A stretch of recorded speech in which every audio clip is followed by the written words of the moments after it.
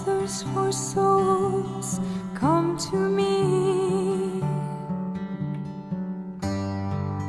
I thirst, I thirst. Who will help bring them to me? Bring them to my Father, wash them in my blood, bind their wounds of sin by the power of my love. Tell them of my mercy, show to them my heart, pierced and ever broken, with love to impart. I thirst, I thirst,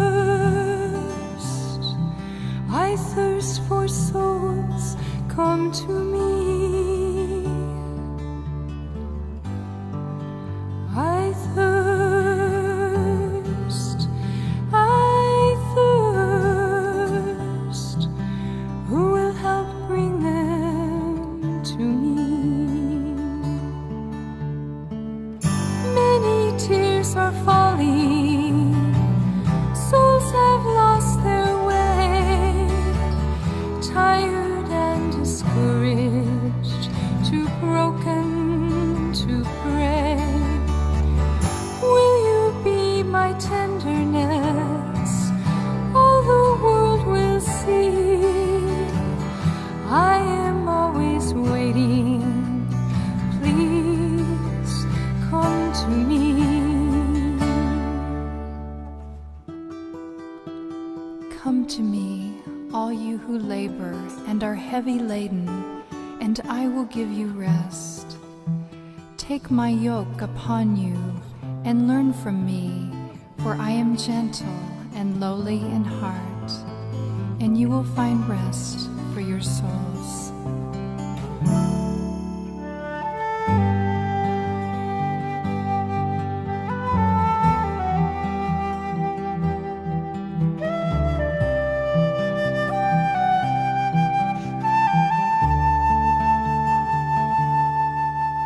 I thirst,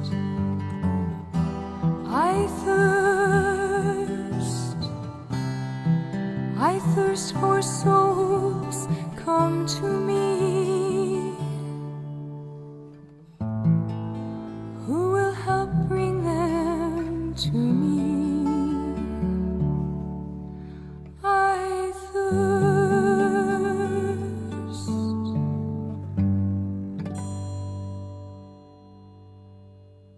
Sebetulnya Injilnya yang saya tawarkan kepada Bu Sinta adalah dari Lukas bab 1 ayat 39 sampai 45, yaitu tentang Maria mengunjungi Elisabet, saudaranya.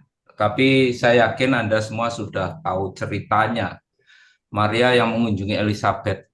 Nah, sekarang secara saya akan berbicara soal tentang mulai dari kitab sucinya dulu, bahwa Elisabet itu kemungkinan besar dia tinggal di sebuah desa kecil yang kira-kira 6 km dari Yerusalem, karena di sana dikatakan bahwa Yohanes Pembaptis dilahirkan, yaitu desa Elim Karem. Jadi kalau dari Nazaret sampai tempatnya Elisabet, Maria kan di Nazaret, dia mau ke tempat Elisabet kira-kira harus berjalan sejauh 145 km.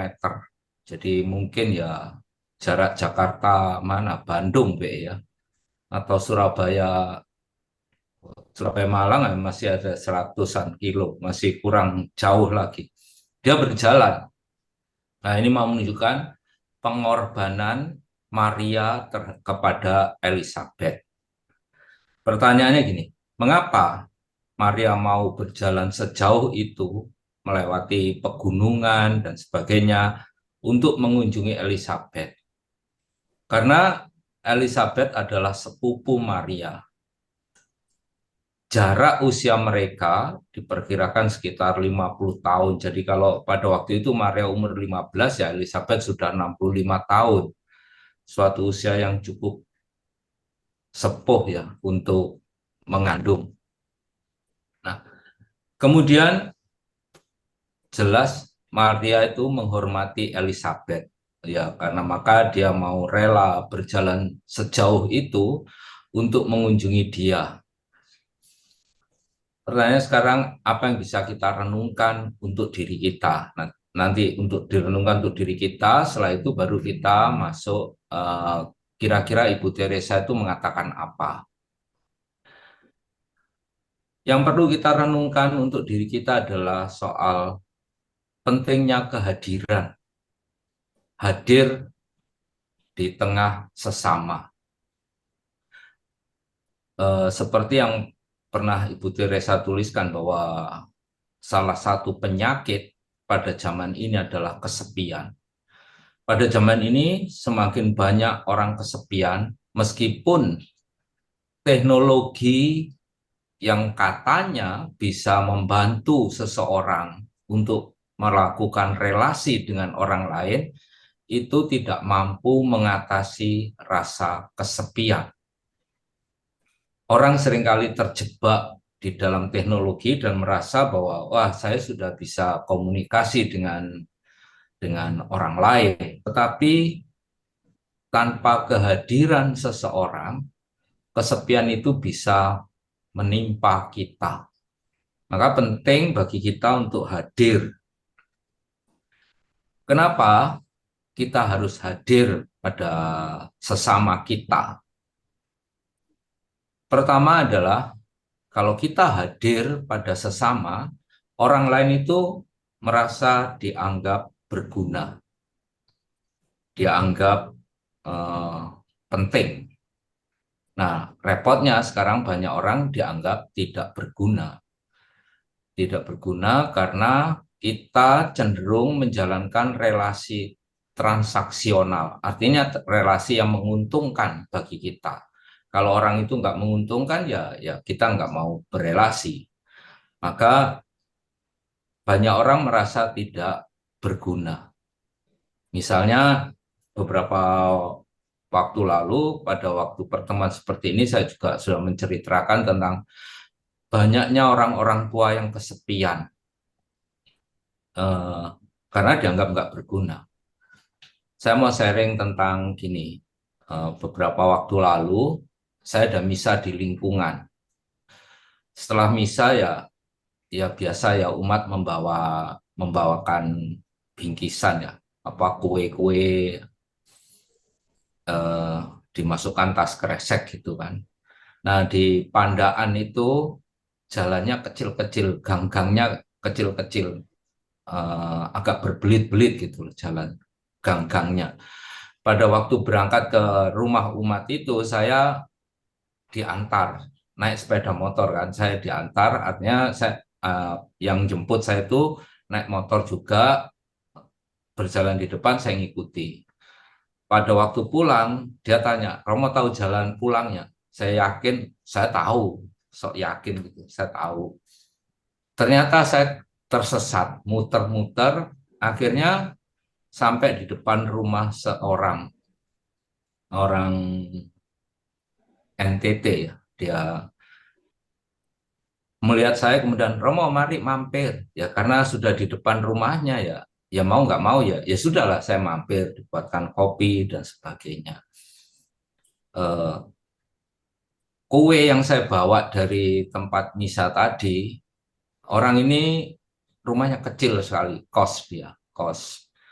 Katanya sih 800.000 sebulan, jadi rumah satu kotak gitu aja. Dihuni 2 keluarga. Jadi satu punya 2 anak, satu pasang suami istri punya 1 anak. Jadi ada anaknya 3, orang tuanya 4. Jadi ada sekitar 8 orang menghuni kos yang kecil sekali. Kemudian ya saya ngobrol di situ, ngopi. Eh, Tas saya yang tas kresek yang isinya makanan itu dibuka anaknya. Ya saya bilang ya sudah silakan makan. Toh saya juga nggak begitu suka kue-kue roti-roti itu. Mereka makan. Mereka senang sekali. Katanya ceritanya kemudian saya mengunjungi mereka sambil membawa kue. Padahal ya enggak. Padahal ya saya datang ke mereka itu karena tersesat aja. Dan kue itu bukan saya yang membawakan, bukan saya membeli kue kemudian dibawa ke dia, tetapi yaitu dikasih orang pada setelah selesai misa. Kemudian dia cerita juga ke kampungnya bahwa ada Romo yang mengunjungi ke rumah kami. Ketua lingkungan saja belum pernah kunjungan ke rumah kami, ternyata ada Romo yang mau mengunjungi. Ya ini bukan maksud saya mau mengunjungi sih, tapi eh, ya kebetulan aja ketemu dia. Nah, dari sini kita bisa melihat bagaimana bahwa seringkali orang dianggap tidak berguna karena dia miskin dan sebagainya, maka diabaikan dan dikunjungi aja nggak pernah. Dan mereka merasa orang-orang yang kesepian. Maka orang-orang kesepian itu pertama ya karena dia tidak dianggap, tidak diperhitungkan. Kemudian juga yang kedua, dia dianggap orang lemah. Orang lemah bukan secara fisik lemah, tetapi ya bisa secara ekonomi, banyak hal, kedudukan dan sebagainya dianggap orang yang lemah dan nggak penting. Dan yang ketiga, dianggap tidak berjasa. Orang sekarang misalnya kalau ada tokoh umat yang meninggal gitu aja, banyak orang yang datang. Tetapi kalau orang biasa-biasa aja ya, ya romonya juga beralasan nanti, oh saya sibuk, pokok asisten imam aja yang datang. Karena dia nggak dianggap nggak berjasa. Nah, padahal mereka juga manusia, toh. Kemudian juga yang keempat, dia dianggap tidak memiliki martabat yang sama. Sebab status, jabatan, pekerjaan, dan sebagainya dianggap lebih rendah daripada kita. Maka kita nggak mau berkunjung ke dia ya ngapain? Karena dia tidak semartabat, selevel lah, gampangnya selevel dengan kita ya kita nggak mau kunjungan. Dan dia juga kita anggap bisa juga yang terakhir itu sebagai musuh. Buat apa kita mengunjungi orang yang suka menjelek-jelekkan kita? Buat apa kita mengunjungi orang yang suka mengkritik, ngerasani kita, memfitnah? Buat apa? Ini membuat banyak orang sekarang itu mengalami kesepian karena hal-hal semacam itu. Dan sekarang tanggapan bagaimana kita harus melaksanakan seperti Maria. Ya kita harus berani hadir di tempat mereka. Orang-orang yang kesepian yang ada di sekitar kita. Saya yakin lah, nggak perlu jauh-jauh. Orang-orang kesepian seperti itu ada di sekitar kita. Misalnya aja satpam, pembantu. Banyak orang itu misalnya masuk perumahan ya, ada satpamnya, dia cukup ngebel mobil. Tetapi eh, beranikah kita menyapa mereka, berterima kasih dibukakan pintu palang pintunya dan sebagainya.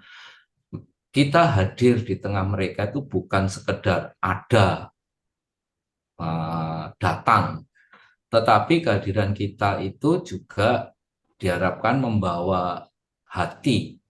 Jadi bukan sekedar ya saya datang, tapi nggak ada hatinya. Buat apa? Yaitu belum hadir, hanya menghadirkan figur saja. Yang kedua, untuk bisa hadir pada orang yang kesepian, kita harus melihat orang lain itu penting. Yang kedua ya sebaliknya, kita tidak merasa diri kita hebat atau lebih tinggi levelnya. Ya memang di budaya-budaya kita tidak ada kasta. Seperti di India, di Bali, dan sebagainya, ada kasta-kasta di mana ada kasta yang paling rendah, yang ya dianggap bukan manusia. Kalau di India namanya Dailit, itu kasta yang paling rendah, yang dianggap bukan manusia. Jadi kalau kasta Brahmana, Satria yang lebih tinggi-tinggi, mereka nggak mau bergaul, karena mereka merasa diri lebih hebat dibandingkan orang-orang Dailit. Maka di India juga ada teologi Dailit, teologinya kaum miskin. Nah, maka kita kalau mau hadir pada orang-orang yang kesepian itu membutuhkan kerendahan hati. Sehingga kita tidak menyetarakan tinggi, tetapi kita melihat mereka sebagai orang yang penting, yang semartabat dengan kita. Nah, kemudian kita menghargai orang itu dasarnya apa? Satu, kita tidak memandang status, suku, agama, dan sebagainya. Dalam revolusi Prancis, itu ada 3 hal yang diserukan oleh Napoleon, yaitu liberty, kebebasan, fraternity, persaudaraan, dan equality, kesetaraan. Tetapi dijelaskan bahwa persaudaraan atau fraternity itu bukan sekedar brotherhood. Artinya persaudaraan yang berdasarkan suku, ras, status sosial, kedudukan, dan sebagainya. Tetapi persaudaraan yang terbuka kepada siapa saja, karena semua manusia itu adalah sama. Dan sebetulnya ini juga yang diajarkan oleh Yesus, persaudaraan kepada siapa saja, terbuka kepada siapa saja. Bahkan Yesus mengatakan ya sampai musuh-musuhmu itu adalah saudara. Paulus mengatakan tidak ada lagi Yahudi, tidak ada lagi Yunani. Semua orang sama, dibaptis secara sama. Nah, Yesus mengajarkan fraternity, bukan brotherhood. Maka keselamatan yang dibawa oleh Yesus itu bukan milik khusus orang-orang Yahudi, tetapi untuk semua orang. Maka pada Injil minggu lalu, hari Minggu yang kemarin, ketika kenaikan Tuhan, Yesus mengatakan pergilah ke seluruh dunia, wartakanlah Injil kepada segala makhluk. Jadi semua orang diwartakan. Jadi nggak disempitkan pada Yahudi saja. Nah, ini fraternity, bahwa keselamatan itu terbuka untuk semua orang. Demikian pula kalau kita mau menghargai orang, kita hadir di tengah orang, nggak bisa kita motong-motong orang itu ya, ini komunitas, ini kelompok saya, ini hanya orang Katolik, dan sebagainya. Nggak bisa. Dan tapi ini yang masih dilakukan juga sih di dalam gereja. Misalnya gampangannya aja gini, kalau gereja itu mengadakan aksi Natal atau aksi Paskah, yang dipilih orang miskin tuh, yang diberi aksi Natal, sumbangan Natal atau Paskah, itu orang miskin yang Katolik. Bagaimana ketika pernah saya tanya, bagaimana kalau tetangganya orang miskin yang Katolik ini lebih parah miskinnya? Ya mereka bukan Katolik, jadi ya kita hanya perhatikan yang Katolik saja. Ini brotherhood, bukan fraternity. Jadi kita melihat orang masih dalam kotak, belum sampai manusia sepenuhnya. Apakah ini mencontoh Yesus? Yang enggak. Yesus memberikan teladan bagaimana dia menolong orang itu nggak melihat siapa dia, tetapi dia orang yang menderita yang ditolong. Misalnya dalam proses penyembuhan, Yesus nggak tanya, kamu Yahudi atau bukan? Ya enggak. Ingat ketika ada 10 orang kusta yang disembuhkan, Yesus nggak tanya dulu, kamu Yahudi semua atau bukan? Enggak, dia menyembuhkan gitu aja. Hanya yang kembali satu orang, yaitu orang Samaria lagi. Berarti kan dia juga disembuhkan oleh Yesus. Padahal Samaria adalah orang yang dianggap musuh dari Yahudi. Kalau Yesus Yahudi, berarti dia bermusuhan secara sukunya, bermusuhan dengan orang Samaria. Tetapi Yesus nggak tanya-tanya, kamu Samaria atau bukan? Yesus. Bagi Yesus yang penting adalah ini ada orang kesepi, orang yang membutuhkan, maka dia menyembuhkan. Demikian pula kalau kita mau mengunjungi atau hadir pada orang, kita nggak perlu memandang apakah dia semartabat atau enggak, apakah dia sukunya apa, agamanya apa, nggak penting. Kalau kita tahu bahwa dia adalah orang kesepian, ya kita kunjungi, kita hadir. Karena kita dan mereka adalah sama-sama ciptaan Tuhan. Nah, kemudian bagaimana kita hadir itu? Apa tujuannya kita hadir? Tujuan kita hadir itu untuk menunjukkan kepedulian kita, bahwa aku peduli padamu. Kepedulian. Yang kedua, penghormatan. Karena banyak orang merasa kesepian karena nggak dihormati lagi sama orang lain. Nah, kita menunjukkan selain peduli juga menghormati orang. Banyak orang-orang miskin itu yang merasa nggak dianggap, nggak dihormati. Kita datang untuk kamu adalah ciptaan Allah. Kamu semartabat dengan saya. Nah, ini untuk menghormati dia. Kemudian juga kehadiran jadi satu peduli, kedua menghormati, ketiga kita menunjukkan aku ada untukmu. Aku ada ketika kamu membutuhkan.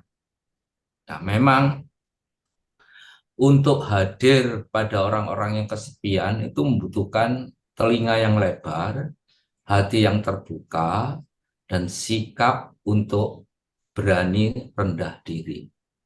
Rendah hati, bukan rendah diri maksudnya. Karena apa? Karena orang-orang kesepian itu kalau ketemu seneng sekali sampai ceritanya panjang dan nggak habis-habis. Kalau kita datang dengan membawa program, dengan membawa gagasan kita, ya mereka tetap merasa hanya diobjekkan, belum menjadi subjek, belum menjadi orang terhormat. Maka ini penting bagi kita adalah kerendahan hati seperti Maria. Maria mengunjungi Elizabeth dan Elizabeth bersuka cita. Sukacitanya Elizabeth itu sampai janin yang di dalam rahimnya itu pun ikut bersuka cita. Pertanyaan kenapa ya? Kok bisa ya? Bukan hanya Elizabeth saja, tetapi janinnya juga ikut bersuka cita. Betapa hebatnya Maria. Apa yang dilakukan Maria sehingga membuat sukacita? Sebetulnya itulah tujuan kita hadir di tengah orang-orang kesepian, agar mereka itu memperoleh sukacita. Sukacita yang mendalam. Bukan sekedar kita hadir bawa makanan, senang orangnya, tapi setelah kita pulang orang itu menjadi sedih lagi. Karena apa? Ya karena hanya bahagia bukan sukacita. Maka kehadiran kita tujuannya adalah memberikan sukacita kepada setiap orang. Yang kedua, selain membawa sukacita, kehadiran kita itu meneguhkan orang. Banyak orang itu menderita, mereka nggak tahu harus cerita ke siapa. Mereka tidak bisa mengeluh kepada orang lain karena merasa bahwa setiap orang juga punya masalahnya masing-masing gitu. Sehingga ya enggan untuk mendengarkan keluhan orang. Ya, maka tadi saya mengatakan bahwa hadir itu dengan telinga yang lebar dan hati yang terbuka. Artinya ya kita siap menampung seperti laut yang siap menampung segala sampah dari sungai-sungai, ya sudah. Kita dengarkan dengan hati, bukan sekedar mendengarkan kemudian nasihat kita jauh lebih banyak daripada cerita mereka. Ya Itu bukan mendengarkan, berarti kita nggak siap untuk punya telinga lebar. Kita hanya ingin menunjukkan siapa aku, kehebatan-kehebatanku. Maka kalau kita hadir di tengah orang yang kesepian, ya pertama kita membawa sukacita, kemudian kita meneguhkan. Maria itu juga meneguhkan Elizabeth, sehingga karena pada masa tuanya tentu Elizabeth agak kesulitan juga menghadapi kehidupan yang akan punya anak. Kemudian yang ketiga, jadi yang pertama tadi membawa sukacita, kedua meneguhkan, yang ketiga kehadiran itu bukan sekedar rasan-rasan. Seringkali kita ketemu orang mulai ngerasani dari orang pojok kampung sampai pojok kampung lagi. Kehadiran itu bukan bukan untuk rasan-rasan, tetapi bagaimana kita mengajak mereka untuk sharing, untuk berdoa, sehingga orang yang kita kunjungi itu merasa dikuatkan. Nah, kalau rasan-rasan ya habis waktunya hanya untuk ngerasani dari satu orang ke orang lain. Ya, apakah itu penting? Ya nggak penting. Apakah itu bermanfaat bagi orang-orang yang kesepian? Ya enggak. Yang nggak ada gunanya toh. Ya, maka kehadiran itu bukan sekedar rasan-rasan, tetapi bagaimana kita bisa mengajak mereka berdoa. Pertanyaannya gini, lah kalau mereka itu agamanya beda dengan kita, bagaimana? Ya kita ngajak berdoa, kamu berdoa agamamu, aku berdoa dengan agamaku, tetapi kita serahkan seluruh penderitaan kita ini kepada Tuhan. Jadi kamu menyerahkan penderitaanmu kepada Tuhanmu, saya akan menyerahkan penderitaan kepada Tuhanku. Jadi nggak ada alasan, oh beda agama, ya enggak. Saya yakin semua orang mau didoakan. Saya beberapa kali juga mendoakan orang-orang Islam yang sakit, yang apa, yang baru punya anak. Minggu lalu, belum sampai seminggu sih, saya mendoakan orang Islam yang kesurupan, gak sopan kok mereka itu. Jadi ada seorang teman, rumahnya cukup jauh di Malang, dia di daerah Tumpang. Jadi kalau naik mobil dari tempat saya di Pandaan sampai ke Tumpang ya kira-kira 1 jam. Dia punya pegawai, pegawainya kesurupan. Nah, saya telepon saya bilang, "Ah, kamu undang ustadzmu lah, mosok minta saya mendoakan." Sudah, katanya sembuh tapi kumat lagi. Setelah ustadznya pulang, dia kesurupan lagi. Terus saya diminta untuk datang mendoakan. Ya sudahlah, saya datang untuk mendoakan. Nah, ini berarti mau menunjukkan bahwa ketika kita hadir, kita mengajak berdoa, orang itu nggak akan melihat agama. Ya kalau kita bisa menjelaskan dengan baik, kamu berdoalah dengan agamamu, saya berdoa dengan agamaku, supaya kita ini bukan hanya sekedar sharing atau meneguhkan, tetapi juga membawa penderitaan orang itu kepada Tuhan. Sekarang kita belajar dari Ibu Teresa. Bagi Ibu Teresa, dalam sebuah bukunya, dia mengatakan, menjadi Katolik adalah memberi. Seperti Allah telah memberikan putranya kepada manusia. Jadi kita kalau mau menjadi Katolik, kita harus berani memberi.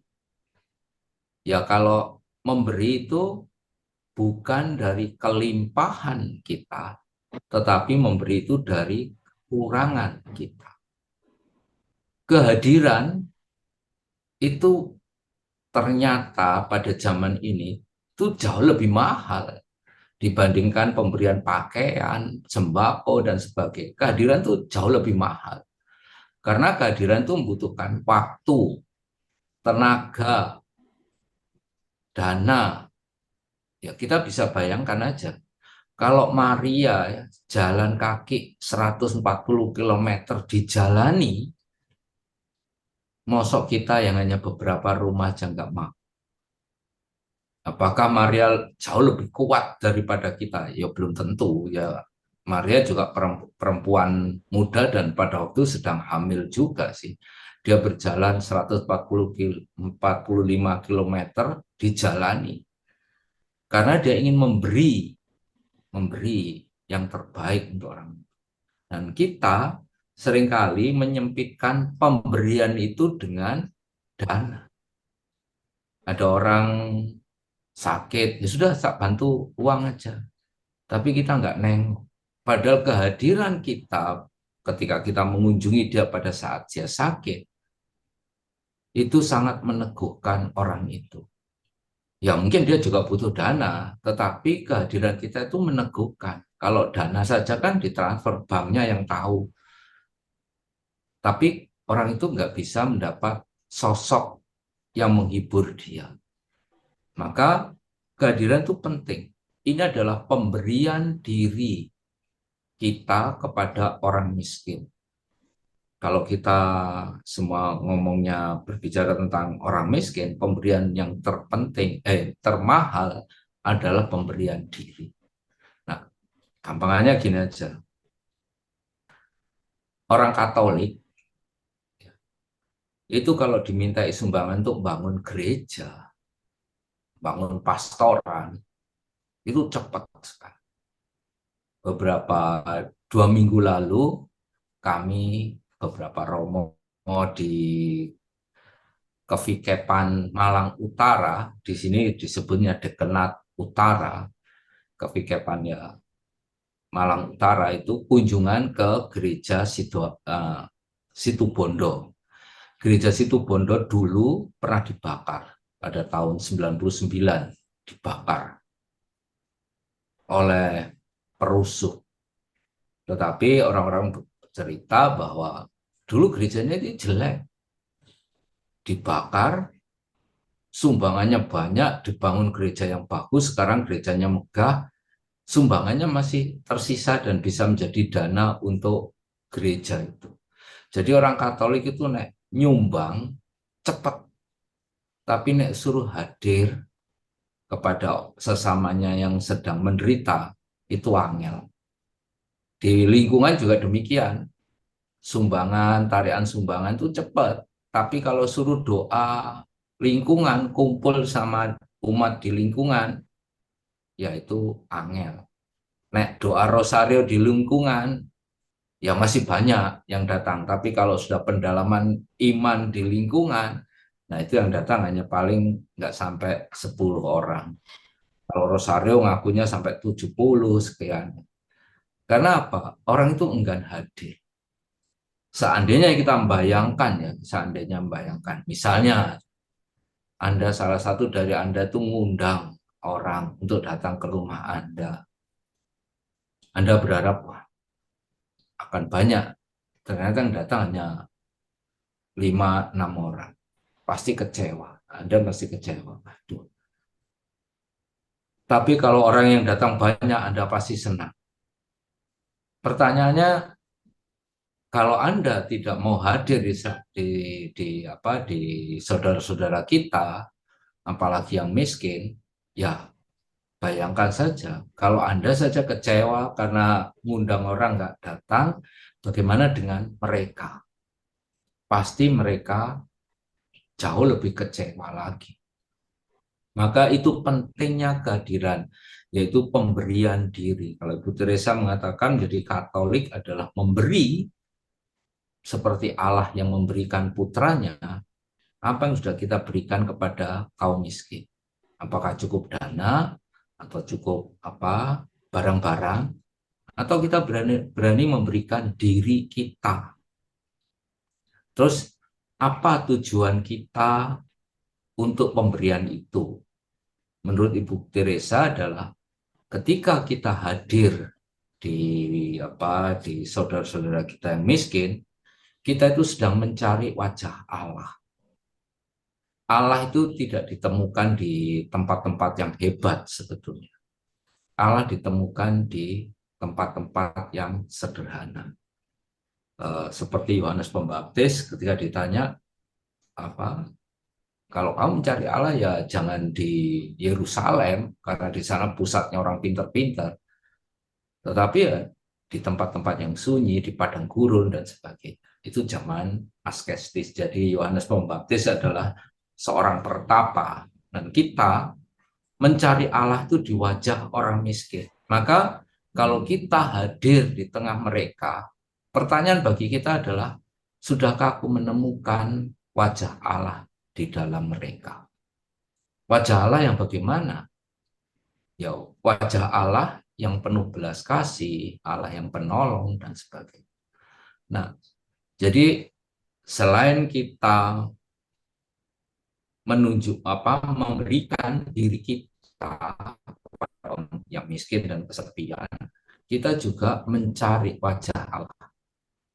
Wajah Allah di dalam diri mereka. Pernah saya ditanya oleh beberapa romo sih, bahwa apakah pada waktu itu saya masih mendampingi anak jalanan, kaum miskin. Apakah untungnya kamu membina orang miskin dan anak jalanan yang seringkali nggak bisa, kelihatannya nggak bisa dibina. Saya menjawab waktu itu bahwa saya tuh belajar tentang kitab suci ketika di kuliah. Saya hanya memahami teorinya. Tetapi di anak jalanan, saya belajar kitab suci itu secara nyata. Gampangnya gini. Suatu hari sepeda motor saya itu hilang. Sepeda motor yang merupakan inventaris di rumah singgah itu hilang. Semuanya ditanya ya nggak tahu, ya itu jawaban klise. Nggak tahu, semuanya nggak tahu. Siapa yang bawa nggak tahu. Saya tuh sangat marah, sepeda motor saya itu hilang. Malamnya saya merenungkan, membaca kitab suci, saya diingatkan Tuhan. Allah itu kehilangan anaknya aja nggak marah. Allah itu mengorbankan anaknya aja, dia nggak marah, nggak menghukum manusia kemudian menjadikan bencana seperti Nuh. Enggak, itu ya dia tetap mengampuni, mengasihi. Lah kamu cuma kehilangan sepeda motor aja marah-marahnya seperti itu. Nah, inilah sebetulnya belajar mencari wajah Allah. Artinya kita setelah hadir, kita merefleksi hidup kita konfrontasikan dengan kitab suci. Kalau beberapa orang mengatakan Lectio Divina, membaca kitab suci, kemudian merenungkan dalam kehidupan nyata, direnungkan kembali dalam kitab suci, kita mencari apa kehendak Allah. Dan itu menumbuhkan iman kita. Jadi saya merasa bahwa iman saya ditumbuhkan bukan karena saya belajar teologi, filsafat, tetapi ketika saya mau merefleksikan perjalanan hidup saya dengan orang miskin. Jadi itu keuntungan, boleh katakan keuntungan saya ketika saya berusaha untuk merefleksikan. Jadi saya mencari sebetulnya Tuhan itu menghendaki apa untuk hidup saya. Jadi itu manfaat ketika kita hadir. Kemudian kehadiran itu harus berdasarkan hati. Karena hatilah yang mengkaitkan aku dengan orang-orang yang miskin itu. Kalau enggak ya hanya formalitas, artinya penugasan dan sebagainya, itu akan menjadi kering. Kita enggak akan mendapat apa-apa karena kita hanya formalitas saja. Tetapi kalau kita dengan hati, kita akan memperoleh sesuatu, orang itu juga akan memperoleh sesuatu, yaitu sukacita. Karena kehadiran kita membawa sukacita. Sukacita itu, saya khawatirnya nanti salah tangkap. Sukacita itu bukan ketika kita hadir kemudian kita ngelucu atau apa main musik atau apa sehingga orang merasa heboh. Enggak. Sukacita Sukacita itu ketika kita membawa cinta kepada mereka. Nah, cinta itu sumbernya dari mana? Ya dari hati. Ketika kita bisa bayangkan ketika Maria datang ke rumah Elizabeth itu dia nggak heboh. Tetapi karena dia membawa hati, ya maka Elizabeth sukacita, anaknya pun sukacita, Yohanes Pembaptis yang masih dalam kandungan. Maka kehadiran kita itu eh, kadang-kadang kita bingung ya nanti kalau datang bawa makanan apa atau apa. Ya hadirlah dengan hati. Itu akan mengalir membantu kita untuk bersuka cita. Kemudian juga yang terakhir, kehadiran itu membawa kasih Yesus. Kita harus mampu memberi tanda bahwa aku hadir karena kasih Yesus. Kasih Allah kepada sesama, kepada orang miskin. Nah, ini yang bukan kita eh, harus mengkristenkan mereka, enggak. Ketika kenaikan Tuhan kemarin, Yesus mengatakan mewartakan Injil ke seluruh dunia. Padahal kalau kita berpikir Injil itu pasti kitab suci. Padahal Injil tertua yang pertama Markus itu ditulis sekitar 10 sampai 11 tahun setelah Yesus bangkit. Jadi kalau para murid pergi mewartakan Injil, apa yang diwartakan? Apa yang harus dibawa? Injil adalah kabar gembira. Kabar gembira itu ya kita membawa kabar gembira kepada orang-orang miskin. Kabar gembira itu bukan soal apa ya lucu-lucuan, bukan. Membuat mereka tertawa, bukan. Tapi kabar gembira adalah ketika kita mampu memberi pengharapan kepada mereka. Tapi bukan pengharapan palsu ya, bukan pengharapan yang bohong-bohongan. Misalnya orang sedang sedih, nggak punya uang, percayalah, Yesus akan menolong kamu, besok kamu dapat rezeki.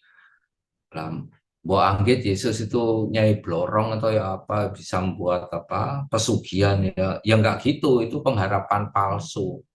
Bahwa kita harus memberikan misalnya percayalah bahwa Yesus akan menyertai kamu. Apapun penderitaanmu, kamu akan diteguhkan kalau kamu percaya kepada Yesus.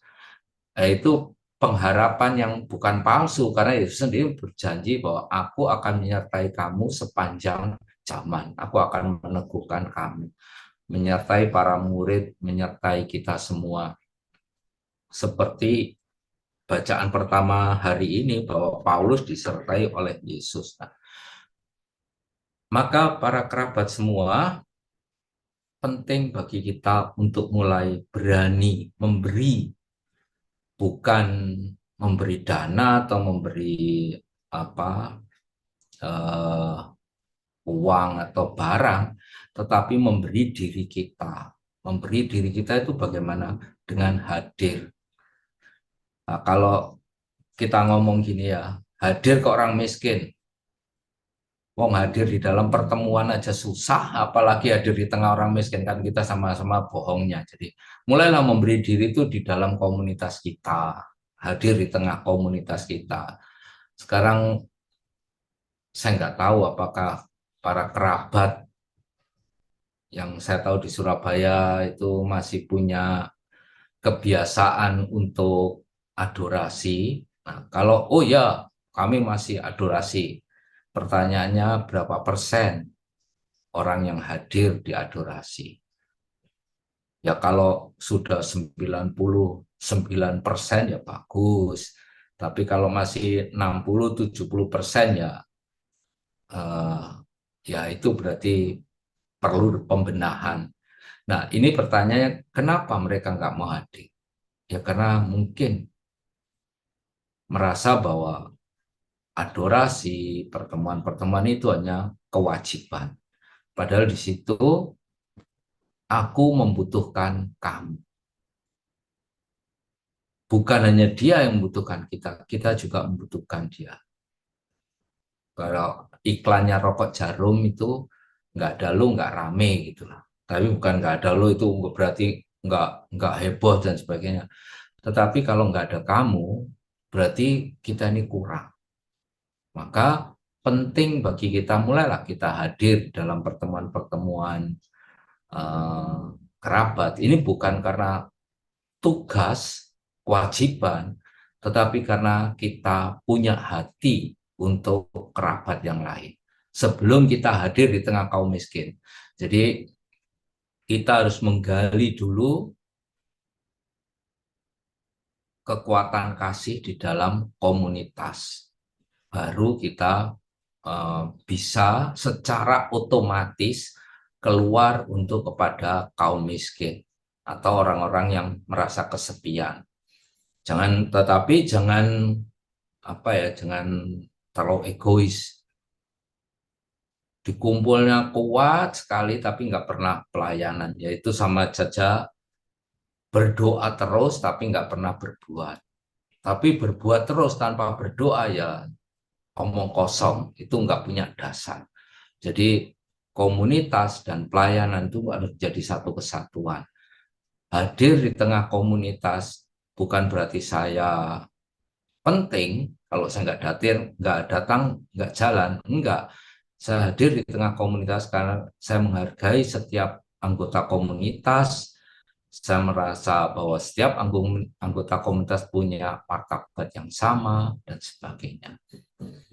Itu para saudara sekalian, para kerabat sekalian, bahwa yang bisa saya ajak untuk merenungkan tentang Maria di dalam uh, Ibu Teresa. Jadi saya melihat Maria yang hadir dan Ibu Teresa yang memberi terdalam adalah kasih, yaitu hadir di tengah sesama. Demikian Win, terima kasih sudah setengah jam lebih. Ya Romo. Nah, terima kasih Romo Gani ya. Kebetulan kemarin kami ketemu sama Romo, teman-teman juga ada keluhan juga ya. Jadi seorang kerabat, saya ingat sekali ya, kemarin Romo ngasih wejangan ya kepada salah satu kerabat kita gitu. Ayo sering ngumpul, nanti tambah males, tambah apa namanya, tambah hilang gitu ya, tambah kesepen ngomong gitu sih Romo. Ya, terima kasih Romo, karena malam ini cukup apa namanya sulit sebetulnya bagi kita ya. Nah, kebetulan kami kerabat itu di Surabaya tanggal 29 kemarin Romo, sama tanggal 20 tanggal minggu ya Romo. 2 minggu yang bukan yang ini Romo, yang sebelumnya itu kami berkunjung Romo sebetulnya. Kita hadir ya kepada teman-teman di Paroki Santo Yusuf Karangpilang sebetulnya. Jadi itu yang kami coba lakukan ya. Sebetulnya kalau Romo khotbahnya hari ini itu diundur sebelumnya, wah itu pas Romo. Jadi kami punya banyak apa ya, artinya punya banyak, bisa lebih memberi banyak arti ya kehadiran kita waktu kita berkunjung tersebut ya. Tetapi puji Tuhan kemarin 2 kali kita berkunjung kepada 60 keluarga dan itu ada 10 kelompok Romo. Jadi hampir tiap kelompok itu sekitar 2-3 keluarga ya, maksimal 4 keluarga yang kami kunjungi. Dan mereka senang karena ya seperti Romo bilang ya, jarang orang yang mau mengunjungi mereka ya, termasuk parokinya sendiri gitu. Jadi kami kebetulan kan dari banyak paroki, waktu di Sayuka ya mereka senang dan itu juga menjadi sukacita ya buat kita ya di dalam Paskah ya. Kemarin kita ada Paskah ya. Kebetulan itu ada teman yang memberi uang Romo. Jadi mereka nggak berani menjalankan, jadi kami yang berkunjung begitu. Tapi puji Tuhan Romo tadi bilang bahwa pemberian diri itu yang lebih besar ya dibanding dengan dana. Jadi itu menguatkan kami. Hari ini yang dari Surabaya yang main yang ikut tuh ada Mewa, ada Sita, ada Like juga. Kemudian ada siapa lagi nih yang saya lihat ya? Ya itu ya. Daniel soalnya ikut ya. Cuman hari ini nggak nggak nggak hadir ya kelihatannya. Oh sama Tommy ya. Tommy kemarin juga ikut ya. Puji Tuhan ya. Itu yang mungkin yang sudah kita coba lakukan ya. Seperti yang tadi Romo Gani katakan. Ya memang kami masih belajar ya. Ternyata kehadiran itu susah ya. Karena ada orang yang juga merasa tidak nyaman di kita datang gitu Romo. Ya mungkin kita belum membawa hati seperti yang Romo sebutkan ya. Iki jangan-jangan mau integrasi, mau tanya-tanya, mau selfie-selfie mungkin itu ya. Karena sekarang kan banyak Romo. Jadi hadir di foto-foto kemudian dikirim ke media sosial ya. Oke, terima kasih. Mungkin teman-teman malam ini ada yang mau menanggapi, mau sharing ya. Di sini ada Like, mungkin Like, gimana Like? Mungkin bisa dibuka Like. Kemarin Like kan ikut berkunjung ya. Ya, oke Iya, silakan. Mungkin bisa sharing dikaitkan dengan apa yang dibawakan Romo hari ini ya. iya, selamat malam, Romo, selamat malam semua. Kemarin, kemarin sih menyenangkan sekali. Saya melihat ada ada iman di sana, di mana mereka walaupun sedih itu bisa merasakan kegembiraan juga. Itu saya rasa karena iman. Kemudian juga ada juga yang ternyata ada yang beristrikan, jadi yang laki-laki Katolik, tapi yang perempuan awalnya Islam, terus mengalami percobaan, jadi dia memilih menjadi Protestan. Nah, tapi pada waktu kita hadir yang disampaikan, dia menginginkan untuk menjadi Katolik. Tapi bukan masalah di situnya yang membuat saya lebih istilahnya tersentuh, tapi karena justru pada saat kita mulai berdoa, dia mengingatkan bapaknya untuk membuat tanda salib. Bapaknya buta, tidak bisa melihat. Jadi dan juga kata anaknya sih mengalami pikun gitu istilahnya kita ya. Nah, terus tapi dia sebagai seorang yang non-Katolik, dimulai dari Islam, kemudian jadi Protestan. Dalam kondisi itu, dia mengingatkan suaminya untuk membuat tanda salib pada saat awal dan akhir doa. Itu buat saya juga menyentuh. Begitu juga pada saat yang kedua, ada 4 keluarga, semuanya sudah istilahnya tua, lansia. Nah, di sana pun ternyata ada satu yang mengatakan, lain kali yang penting itu datang, tidak perlu bawa apa-apa. Yang penting datang, itu saja yang disampaikan. Permintaan juga tidak macam-macam. Mereka cuma minta sehat, gitu saja. Ya itu yang bisa saya sampaikan. Terima kasih. Terima kasih Like ya. Bulan kemarin memang malu satu Lemo yang kita kunjungi itu orang Katolik masih anu. Jadi bukan yang campur-campur ya Romo, tapi ada cerita sebetulnya Romo. Waktu saya datang itu saya melihat seseorang itu ndak anu Romo, ndak aneh wajahnya itu, ndak. Saya merasa ini wajahnya ini saya kenal gitu Romo. Jadi itu anak-anak kecil Romo, umur SD ya, masih kelas 6 gitu. Kemudian saya masuk rumahnya, ibunya masih pergi karena waktu itu kan tanggal 21 Romo, hari Kartini gitu ya. Jadi ada kayak konduran gitu ya. di daerah sana. Kemudian setelah itu datang Romo, ibunya itu ya sambil bawa makanan. Ayo ini dimakan. Jadi bawa oleh-oleh hasil Kartinian itu ke sana gitu. Nah waktu itu saya ngomong, Bu, perkenalkan kami ini bla bla bla gitu. Kami dari KKIT. Saya ngomong gitu Romo. Terus dia bilang, loh anak saya KKIT gitu. Waduh, kaget saya mau, loh siapa ibu gitu. Ternyata itu mamanya Retno Romo. Nah, mungkin Romo masih ingat ya, Retno seorang kerabat yang punya anak dan akhirnya dia karena lupus dan akhirnya meninggal ya. Dan itu saya merasa terenyuh dan saya merasa apa ya, dikuatkan gitu Romo. Walah, sama Tuhan ternyata dipertemukan dengan anaknya dan ibunya Retno. Jadi kami di sana bisa bertemu dengan putrinya Retno dan ibunya Retno. Dan itu mungkin ya menjadi apa ya, jadi kita ngobrolnya dia malah banyak cerita dan senang sekali ya. Dan memang ya mungkin ya secara tidak sengaja ya Tuhan mempertemukan kita itu Romo. Yaitu yang ada pada kelompok saya sebetulnya gitu. Ini hari ini saya lihat ada yang mau sharing, silahkan. Ada siapa yang mau sharing? Dari piala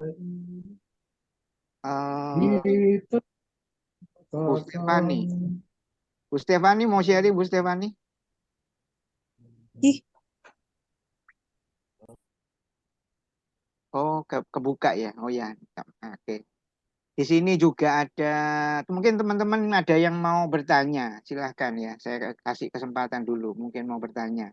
Nanti saya kasih kesempatan untuk Mewah atau ada Sita juga ya hari ini ya. Nanti bisa sedikit sharing sama Pak Tommy ya. Tommy kebetulan ikut ya kemarin ya. Oke. Silahkan. Ada yang mau bertanya? Silahkan kalau ada yang mau bertanya. Bu Koni, malam Bu Koni. Ya, malam Bin, ya. silakan yang lain. Oh, yang lain dulu. Oke. Pak Yosep mungkin. Nah, kalau mau sharing sama orang yang kita kunjungi harus belajar di sini katanya Pak Yosep, itu ajalannya Romo. Aji mumpung ya. Pakai senjata Romo ini. Ayo Pak Yosep atau Bu Eli silakan. Ayo kalau mau sharing atau mau bertanya ya. Ya, saya Pak Win. Wah, ini Bu Eli ya. Tanya. Ya, Selamat mau tanya. malam ya Romo. Ya, Maaf, saya sambil di tempat tidur nih lah. Baru ya, rapat hitam. Romo, saya tertarik sekali mau dengan kunjungan-kunjungan orang lansia yang kesepian tuh Romo. Ya kebetulan saya juga lansia Romo. Tapi saya tuh sering kendalanya begini ya Romo. Karena saya juga orang Legio. Kalau di Legio itu kalau kunjungan tuh kita enggak perlu membawa apa-apa, hanya membawa doa ya Romo. Dan cinta kasih. Tapi kalau kita membawa bendera yang di luar Legio tuh kadang-kadang kendalanya suka, waduh nanti kita acara hari ini mau kunjungan 3 orang.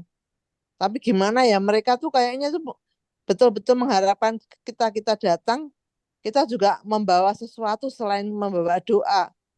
Jadi kadang-kadang saya tuh juga kendalanya, ya karena saya sudah pensiun, mau kadang-kadang pas tanggal-tanggal tua ya, kita pas baru nggak ada yang mau dikasihkan, tapi saya kalau nggak membawa apa-apa kan, saya juga menggandeng seorang suster. Suster nanti kunjungan ya, beliau juga siap-siap saja. Nanti kita membawa apa ya, saya suka bingung gitunya ya Romo, banyak kendalanya bla-bla, jadi saya akhirnya jadi mundur saya Romo. Sebaiknya gimana ya Romo sebagai pengikut Kristus saya, tapi senang suka mengunjungi orang yang sudah tua sendirian tuh, banyak cerita-cerita yang mereka kayaknya senang sekali didengarkan ceritanya itu. Saya senang menampung ya orang lansia yang ditinggal anaknya di sana sendiri gitu Romo. Ya. Ya kebetulan saya juga sendirian, jadi saya ada hiburan lah Romo mengunjungi mereka. Tapi di satu sisi tuh ya itulah ada bayang-bayang yang ada seorang teman saya Romo yang udah ya sebetulnya nggak tua sekali, tapi dia hidup sendiri dan dia beberapa kali tuh mengeluh kalau pengen dimasukkan dalam panti asuhan. Dia bilang namanya Bu Idri, dia tidak menikah Romo. Dia dulu aktivis gereja, tapi karena dia sekarang udah ya stroke ringan, jadi nggak bisa kemana-mana, hanya di tempat tidur aja. Dia seneng kalau didatangi karena dia nggak ada yang masakan, nggak ada yang, jadi dia kalau datang tuh ya biasa orang-orang di sekitar itu ya membawa makanan, membawa kasih uang, nanti bilang hari ini listrik saya belum dibayar, begini-begini. Keluarnya kayaknya tuh yang dia mengharapkan selain ada yang dia inginkan ini itu, saya juga terbayangnya jadi aduh kepengen tengok Bu Indri tapi ada kendala-kendala yang begitu-begitu, jadi saya suka mundur itu. Ya maaf ya Romo, begitu Romo, gimana baiknya Romo. Terima kasih Romo, selamat malam. Ya memang akhirnya ada karena gini, karena kita datang kemudian istilah bahasa Jawanya itu orang jadi jagake. Jagake itu artinya berharap bahwa kalau kita datang kita akan membawa lagi, dan itu yang bisa menutupi kehadiran kita sebetulnya. Artinya kehadiran kita itu menjadi sesuatu yang nggak penting. Yang penting apa, bingkisannya sing datang. Kontote Dan ya, apa ya. amplope, sing penting amplope teko gitu loh ya. Tetapi pertanyaannya, apakah itu baik? Ya enggak sih sebetulnya. Apakah dia jauh lebih membutuhkan amplop daripada kita? Enggak. Saya kok yakin enggak. Ya itu kan efek sampingnya amplop. Tapi sebetulnya dia lebih membutuhkan kita, karena kalau kita beri amplop saja gampangannya gitu ya, kita beri amplop dia nggak bisa cerita ke amplop toh, dia bisa ceritanya hanya kepada kita yang bisa mendengarkan. Dan mungkin sikap kita juga ini ya, orang tua itu nek cerita di bolan baleni gitu. Jadi diulang-ulang terus gitu, dan kita seringkali bosan untuk mendengar hal yang sama. Dan dia selalu menunjukkan kehebatan masa lalunya. Dan kita merasa bahwa, wah dia hebat ya. Masa kita nggak bisa menunjukkan kehebatannya. Sehingga ketika kita hadir dengan mereka, di tengah mereka, bukan kita mendengarkan mereka, tetapi kita jadi terjebak untuk cerita kepada mereka. Maka tadi saya mengatakan bahwa hadir itu membutuhkan telinga yang besar dan hati yang lebar. Jadi kita harus siap mendengarkan, meskipun itu sudah cerita ulang-ulang atau mendengarkan kehebatan-kehebatan mereka, meskipun kita tahu bahwa mereka nggak sehebat itu, tapi ya sudah, kita terima. Dan terpenting tadi seperti sharing yang pertama, bahwa mereka sangat mengharapkan kita, mengharapkan kehadiran. Itu yang terpenting sih sebetulnya. Jadi bagi saya tetap hadir saja. Kalau sesekali waktu membawa ya gak apa-apa, tapi nggak perlu harus selalu membawa gitu. Nanti kalau kita selalu membawa orang ya otomatis jaga no toh. Oh, ini orang ini datang pasti bawa sesuatu. Gitu. Kalau nggak dibawakan dia bertanya. Ya kalau dia mengeluh ini itu encok, terus butuh obat untuk ini untuk itu, ya sudah kita dengarkan saja toh. Tapi jangan kita memberi harapan palsu dengan bohong. Nanti saya carikan dana atau nggak usah, kita dengarkan aja. Memang orang-orang kesepian itu isinya keluhan, mengeluh. Nah, kalau setelah keluhan selesai menceritakan kehebatan, itu menunjukkan orang kesepian sih. Pertama mengeluh ini itu, kemudian menunjukkan kehebatan. Dulu, nah kalau sudah dulu itu udah dulu aku bangun ini bangun itu, ya sudahlah, bolan-bolan ini ya nggak apa-apa. Tetapi bukan berarti ketika mereka mengeluh mereka sungguh membutuhkan. Tidak, seringkali mereka hanya ingin mengeluh karena nggak ada orang yang mau mendengarkan keluhan mereka. Jadi Bu, jangan khawatir kalau nggak punya uang, ya tetap aja dikunjungi. Kalau dia bilang, wah pulsa listrik saya itu udah habis. Ya kita bilang, ya saya juga nggak punya uang. Itulah kerendahan hati. Saya nggak punya uang, Bu, nggak bisa membelikan pulsa. Itu kerendahan hati sih.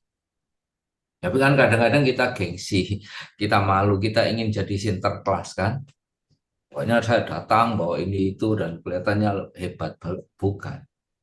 Kehebatan kita adalah ketika kita mau hadir, membawa hati kepada mereka. Jadi jangan khawatir kalau nggak bawa apa-apa, katakan saja bahwa uang pensiun saya belum keluar, saya sendiri juga butuh uang.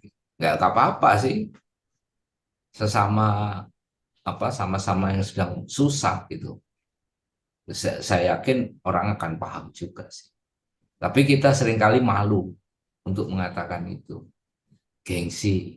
Nah, inilah kita perlu rendah hati ya. Kita harus berani mengatakan saya nggak punya. Itu.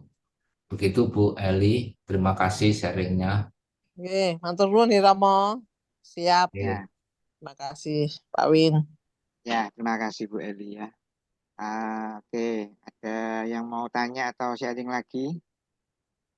Ini Pak Tommy sudah siap, silahkan Pak Tommy. Gimana? Waktu itu sempat ya dari Malang langsung ikut Romo, jadi bersama keluarga lagi ya Pak Tommy. Silahkan Pak Tommy, gimana kemarin ya mengunjungi keluarga-keluarga ya kemarin ya. Ya, baik. Mungkin saya bisa sedikit sharing. Ya, kunjungan kemarin itu memang ya lebih banyak mendengarkan seperti yang dikatakan Romo Gani ya. Memang banyak keluhan-keluhan. Ya semua yang masih mengeluh. Ya dengan mendengarkan itu mereka menceritakan segala kesulitannya. Yang terutama mestinya mereka merasa sangat amat sulit bagi mereka. Sehingga mereka seperti apa ya, memang haus ya, butuh sapaan. Karena mereka mengalami kesepian, tidak ada yang mendengarkan mungkin. Jadi ya mereka yang ingin didengarkan sekali ya. Ya itu mungkin kemarin itu kita sebagai KKIT, sebagai telinga ya. Mungkin dengan keluh kesah itu yang kita sampaikan mungkin untuk teman-teman kita yang di paroki itulah yang mungkin bisa menindaklanjuti juga untuk kunjungan-kunjungan berikutnya gitu. Sebab kita juga tidak mungkin akan terus-menerus gitu loh. Jadi kita hanya seperti memberikan angin segar lah sesaat saja saat itu. Jadi dengan mendengarkan mereka yang merasa kesulitan-kesulitan mereka itu paling sulit gitu lah. Seolah-olah dia paling sulit lah di antara kami semua mungkin. Ya setelah kita dengarkan, setelah ya kita ngobrol, baru kita juga bercerita supaya mereka juga tahu bahwa yang sulit itu sebetulnya tidak mereka saja. Jadi kita juga menceritakan ya, kita sharing dengan ada saudara kita juga yang mungkin mengalami hal yang sama lah dengan mereka. Dengan hal-hal yang sama itu, mereka jadi ya mungkin tergugah, oh iya, berarti bukan saya sendiri. Gitu. Nah, mereka baru cerita, oh iya masih ada ya. Terus dia menggali, cerita, dan sebagainya. Nah di situ saya merasakan memang dengan menceritakan juga kesulitan kita, itu menjadi suatu hiburan juga bagi mereka. Memberikan suatu kekuatan lah. Jadi saat itu ya yang kita lakukan di situ ya hanya sekedar itu ya. Memang seperti tadi dikatakan Pak Winardi membawakan angpau dan sebagainya. Ya sekedar hanya untuk nambahkan saja. Bahkan mungkin kemarin itu juga ya spontanitas kan bantuan-bantuan itu. Ada beberapa juga kita melihat ada anak-anak ya kita kemarin juga berusaha ingin membantu, tapi ya kita tidak bisa. Kita sudah upayakan ya saya ceritakan. Seperti kunjungan pertama itu namanya Pak Hendrikus itu, satu keluarga ya rumahnya kecil sekali memang. Satu keluarga di situ berapa orang? 5 orang, kecil sekali rumahnya.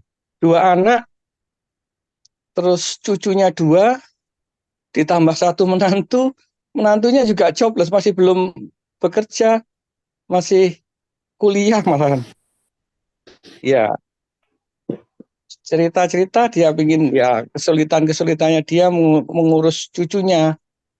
Ya, ya saya cuma bilang ya coba nanti kita carikan, tapi bukan berjanji. Ya, semoga aja ada, kalau ada yang bisa nanti saya sampaikan. Ya akhirnya saya menyampaikan bahwa ya kebetulan memang tidak bisa.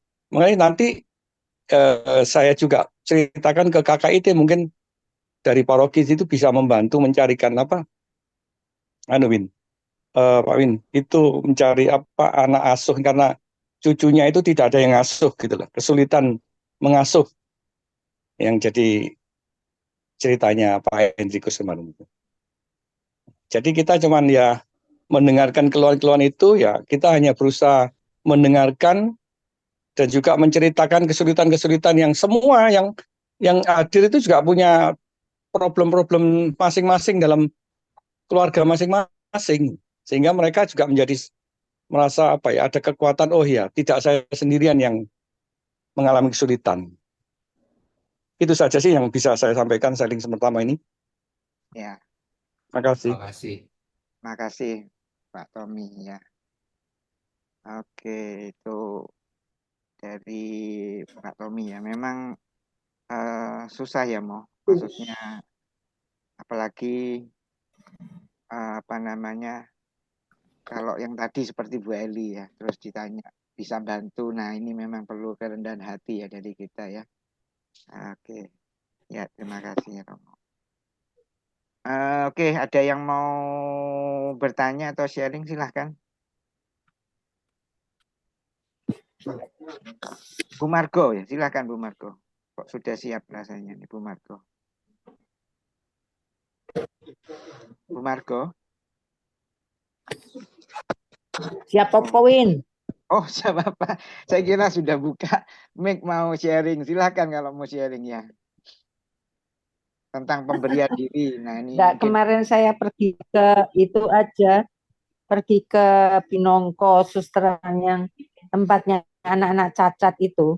Ya, gimana? Ya, silakan. Jadi ya, itu ada susteran yang mirip dulu suster Vergula yang pernah masuk di Kompas itu. Mirip seperti Mother Teresa itu. Di situ menerima cacat ganda itu, Win. Jadi ya anak-anaknya pada cacat gitu. Tetapi suster-susternya itu benar-benar welas asih gitu ya. Cara melayaninya mereka itu. Terus yang dulu saya pas datang ke sini itu masih kecil, sekarang sudah agak gedean tuh. Anak itu ya bisu gitu ya. Bisu tuli sepertinya. Ya cacat gitu. Jadi ya saya kalau ke sini selalu tidak pernah lupa mampir ke dia. Cuman aja di situ yang saya tahu bahwa di situ itu ada mengasuh anak-anak cacat. Yang saya ingin tahu sebetulnya setelah agak gede dibawa ke pusat, dicancar. Dicancar itu dekat sama itu Ruteng. Tapi melihat perjalanannya ke Ruteng itu liku-liku di punggung-punggung gunung itu, kita juga masih ngeri-ngeri mau ke sana. Tapi tadi kebetulan Bu Sinta ini nitipkan bahan-bahan, ada yang namanya Pak Jimmy itu orang Ruteng, ingin buka KKIT, tertarik untuk buka KKIT ke sana. Saya sebetulnya juga tertarik mau ke Ruteng itu. Pak Jimmy-nya janji dengan Bu Sinta untuk mau nemuin saya di sini. Tetapi ternyata di Ruteng dia lagi jadi panitia mengarah-arah itu, Bunda Maria itu. Dia dari panitia itu. Jadi tidak bisa belum bisa ketemu sama saya. Kalau saya ini kan saya cuma sharing sedikit bahwa saya pergi ke Suster Binongko, itu di daerahnya namanya Binongko. Di situ memelihara anak-anak cacat. Terus kemarin yang ada anak yang di kursi roda itu kakinya dua-dua kok di ini. Terus kenapa suster? Ternyata anak itu kena gunting yang berkarat. Sehingga sebetulnya ini benar-benar mujizat, Bu. Di operasi berhasil diambilkan otot dari sebelah kiri untuk disambung sebelah kanan, jadi nggak ini gitu, nggak sampai dia lumpuh gitu. Nah, ya sementara saya cuman sharing bahwa di sini ada juga panti asuhan yang menerima anak-anak seperti itu. Itu Win, saya belum sharing yang apa gitu. Ya, terima kasih Bu Margo. Tadi Oke, saya oke, Win. lihat ada Yunita ya tadi Yuk. ya. Oke, gimana? Yunita mau sharing atau mau bertanya? Yunita, silakan. Ya. Selamat malam Romo, selamat malam Bapak Ibu. Romo, tadi saya menggarisbawahi perkataan Romo bahwa ketika kita hadir dalam komunitas itu karena kita menghargai kan. Nah, kemudian ini ketika kita melakukan atau membuat suatu kegiatan nih Romo. Biasa kan kalau panitia tuh pasti deg-degan ya. Aduh, ini yang daftar kok baru sedikit. Kemudian orang-orang di komunitas kok belum tergerak untuk mendaftar gitu. Nah, suatu kali saya agak tersentak gitu. Ada sebenarnya mungkin beliau pengen menghimbau ya, tapi kata-katanya seperti ini kurang lebih. Jadi ini mana nih yang lain kok belum daftar gitu katanya. Hati nuraninya di mana gitu. Saya jadi mikir apakah saya nggak punya hati nurani gitu dengan tidak mengikuti gitu suatu kegiatan, atau mungkin jadi maksudnya kan ketika kita mengikuti sesuatu kan itu tidak ada paksaan ya Romo ya. Tapi ketika dikatakan seperti itu, kok kalian nggak ikut karena nggak punya hati nurani, itu kan kayak kesan gimana gitu ya. Jadi maksudnya suatu komunitas rohani kan seharusnya komunitas yang saling membangun ya Romo ya. Jadi menurut saya kata-kata itu kurang tepat sih. Mungkin beliau itu pengennya mungkin memotivasi seperti itu ya, tapi disampaikan dengan kata-kata yang kurang tepat. Nah, saya mau minta pandangan Romo. Sebenarnya kehadiran kita dalam komunitas itu apakah harus selalu gitu kan? Kan setiap orang kan tidak selalu dia misalnya melayani di satu tempat atau komunitas, bisa saja melayani tempat lain, dan pasti ada prioritas yang harus diutamakan seperti itu. Nah, ketika dikatakan tidak punya hati nurani, jadi kesan, aduh, gimana sih kayak itu. Seperti itu, Romo. Bagaimana kita menyikapi ketika misalnya ada yang mengharapkan kita itu terlibat gitu atau kita hadir gitu, tapi kita tuh nggak bisa gitu kan, kita tidak bisa memaksakan suatu hal gitu kepada satu orang. Itu saja dari Romo, terima kasih. Berarti kamu yang termasuk tersindir, nggak punya hati nurani. Ya. Salah satunya. Salah satunya nggak mau datang. Salah dua kalau nggak salah tiga. Artinya gini, kehadiran itu artinya suatu acara bisa hadir banyak atau sedikit, itu bukan soal programnya, tetapi keterkaitan hati. Tetapi ini bukan hati nurani, karena hati nurani itu segala sesuatu yang diputuskan manusia juga yang pakai akal budi ya. Jadi kalau misalnya kamu jadi panitia, kemudian kamu mengadakan acara dan banyak yang nggak datang, jangan disalahkan yang nggak datang. Ya, yang membuat acara itu, jangan-jangan selama ini kamu nggak membangun hati. Artinya kamu hanya membuat program, agenda kegiatan, dan sebagainya, tapi hatinya nggak dirawat, sehingga ketika hati itu nggak ada, ya acara apapun ya nggak bisa. Karena gini, Anthony de Mello itu mengatakan bahwa tubuh itu mengikuti hati. Di mana hati berada, di situ tubuh itu akan ikut. Nah, kalau hatinya itu udah nggak ada di komunitasmu, bagaimana tubuhnya akan ikut ke sana? Ini bukan soal hati nurani ya, karena hati nurani itu bertimbang baik buruk dalam tindakan kita. Tetapi ini adalah hati yang mengkaitkan. Nah, maka bangunlah komunitas itu dengan hati. Bukan hanya sekedar program, agenda kegiatan, atau visi misi atau sebagainya. Tapi hatinya dulu dibuat. Hati yang sudah terbangun itu artinya gini. Pertama, orang nyaman apa enggak di dalam komunitas itu. Kalau di dalam komunitas orangnya nggak nyaman, berarti hatinya belum terbangun. Orang nggak nyaman tuh ya bisa seperti kapal selam, itu munculnya 5 menit, tenggelamnya 10 jam. Jadi munculnya sekali, tahu-tahu tahun depan muncul lagi. Karena hatinya nggak belum terbangun apa terkait. Dia nggak nyaman. Yang kedua, selain kenyamanan adalah dia diterima apa enggak. Seringkali kita abai. Jadi misalnya ya, kamu punya kelompok, komunitasmu itu ada 20 orang. Tapi kamu itu cuma ngobrol sampai 5 orang saja. Sehingga 15 orang itu ya nggak pernah, ya kamu hanya basa-basi gitu aja. Itu akan terasa. Berarti dia tidak diterima di dalam komunitas, dia terabaikan dalam komunitasnya. Kalau kamu tiba-tiba membuat program, ya mereka percuma lah saya datang. Toh saya datang juga nggak dihargai, nggak diterima apa adanya. Maka tadi saya mengatakan, sebelum kalian hadir di tengah-tengah orang miskin, hadirlah dulu di tengah komunitas. Kamu bisa menghargai komunitasmu atau enggak? Bagaimana kamu bisa menghargai orang miskin di luar komunitas, sedangkan di komunitasmu sendiri kamu enggak menghargai? Dan itu kan kemunafikan gitu loh bagi saya. Nah, kemudian juga di dalam komunitas, apakah ada sukacita? Sekali lagi, jangan diharapkan sukacita itu orang tertawa-tertawa terus. Tetapi sukacita itu adalah ketika orang meskipun menderita, dia tetap merasa Tuhan ada. Jadi sukacita itu bukan seperti apa ya, maaf kata, kalau ada gereja-gereja yang lagunya heboh, kemudian pendetanya mengatakan ada sukacita, ada, amin, amin. Ya bukan seperti itu sih. Itu enggak sukacita bagi saya, itu hanya kepalsuan aja. Sukacita adalah kalau kita itu punya semangat untuk hadir, punya semangat untuk bertemu dengan orang,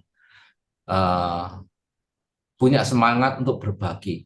Sekali lagi jangan disempitkan berbagi dana ya, berbagi, sharing, meneguhkan. Tadi seperti disaringkan oleh Pak Tommy bahwa sharing, meneguhkan, itu penting.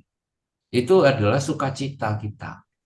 Jadi sukacita itu bukan apa meluap-luap, keplok-keplok, kemudian tepuk tangan, kemudian nyanyi-nyanyi, bukan soal itu, tapi kita diteguhkan bahwa Yesus ada di tengah kita. Itu sukacita kita. Bahwa ada pengampunan, itu sukacita. Ada janji nanti setelah kematian, itu sukacita. Jadi apakah di dalam komunitas itu ada sukacita? Artinya saya merasa nyaman, saya diterima, saya merasa sukacita. Nah kalau enggak ya segala program itu enggak akan jalan sih.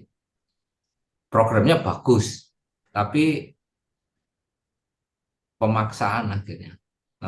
Seperti contoh gini, baru tadi sore ada seorang ketua lingkungan itu bertanya pada saya, Romo, ini kan novena, sedang ada novena Roh Kudus toh.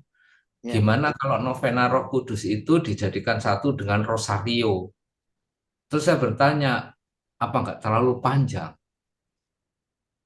Ya panjang sih, tapi. Nah, apa orangnya enggak bosan? Nanti jangan-jangan orang berdoa novena, rosario itu hanya bibirnya aja, tapi hatinya enggak penuh sukacita. Karena terpaksa. Dan salah satu yang membuat orang tidak sukacita itu karena ada tekanan kan, tekanan ya terpaksa. Kalau nggak datang dikunjungi terus, akhirnya dia datang. Apakah dia datang dengan ikhlas? Artinya dengan ya saya memang dibutuhkan dan saya membutuhkan.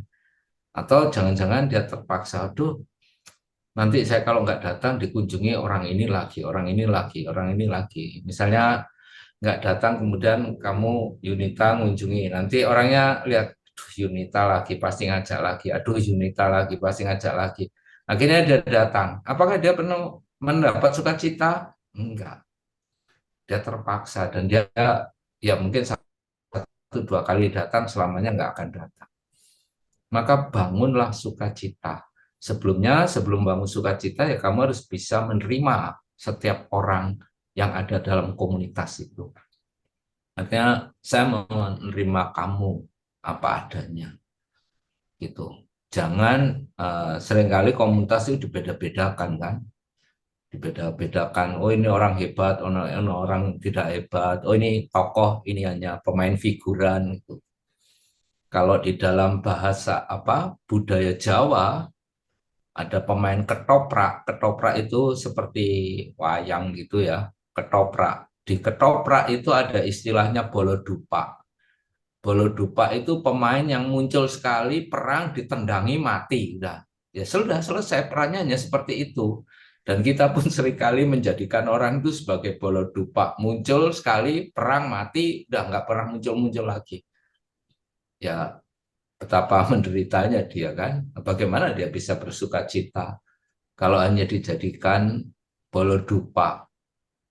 Maksudnya ketika kita butuh disuruh muncul, setelah itu kita tendang mati, udah nggak pernah muncul lagi.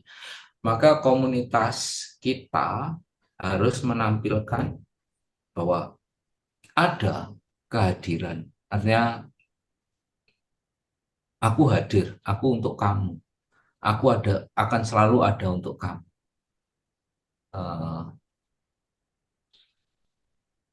Lagunya, saya jadi ingat lagunya Paul, The Bridge Over Troubled Water. Untung suara saya jelek, jadi saya nggak berani nyanyi. Itu lagunya bagus, The Bridge Over Troubled Water. Aku ada di sisimu. Dalam penderitaan pun aku ada di sisimu. Yesus pun juga mengatakan, aku akan menyertai kamu. Nah, sebetulnya itulah sukacita ketika kita punya kesadaran, aku nggak takut sendirian, karena ada kamu. Itu sukacita. Maka benahi dulu komunitasmu. Jadi bukan soal nggak punya hati nurani. Hati nurani itu untuk menentukan salah benarnya tindakan kita, karena itu melibatkan akal budi. Akal budi, kemudian ajaran agama, dan sebagainya. Tetapi libatkanlah hati. Karena di mana hatimu berada, di situ tubuhmu berada. Begitu, sudah jam 9, Win, kita akhiri. Ya, Romo. Jadi, terima kasih. ya, terima kasih ya Yunita ya. Teman-teman tidak terasa ya. Sudah di warning sama Romo, sudah jam 9 ya. Tetapi Romo ngantuk. Gak ngantuk, Romo paling lapar itu. Jadi mau makan. Dadak ya. Win, malam. Guyon ya. Nggak kerasa ya, tapi ya itulah yang tadi yang kita mau menjadi teladan ya, Bunda Maria yang juga hadir di dalam yang mengunjungi rumah Elizabeth yang jauh tadi Romo bilang ya, 145 kilo, jalan kaki lagi gitu ya. Dan dia waktu itu juga hamil ya, jadi psikolog gitu ya. Jadi kadang ya jujur aja kadang malas ya gitu ya. Jadi untuk hadir di dalam suatu ya, misalnya di dalam kelompok ya. Kebetulan saya 3 hari ini kan maisong terus Romo. Tadi di chat sama ketua lingkungan saya. Besok bisa ndak barengi saya ke Toto Peti jam 9. Waduh. Iki karepe istirahat iki mau sesuk. Ya sudah. Saya jawab ya sudah ndak apa-apa gitu ya. Ya untung jawab sudah Romo. Tapi kalau jawabnya tidak ya berarti saya lalai ya. Mungkin ke seperti yang Romo tadi ya. Lek wis males ngunjungi wong tutup peti ya gimana saya nanti mau melayani. Itu kata-kata Romo yang benar-benar menjadi ini ya buat saya ya. Oke, semoga teman-teman dengan meneladani apa yang sudah diberikan Romo tadi, kita bisa membawa cahaya ya, seperti Ibu Teresa. Dan nanti kita akan dengarkan lagu Come Be My Light. Semoga itu bisa menjadi inspirasi kita untuk membawa diri kita ya kepada orang-orang yang miskin ya. Dan kita bisa melihat wajah Yesus seperti Mother Teresa. kita mau dengarkan lagu Come Be My Light.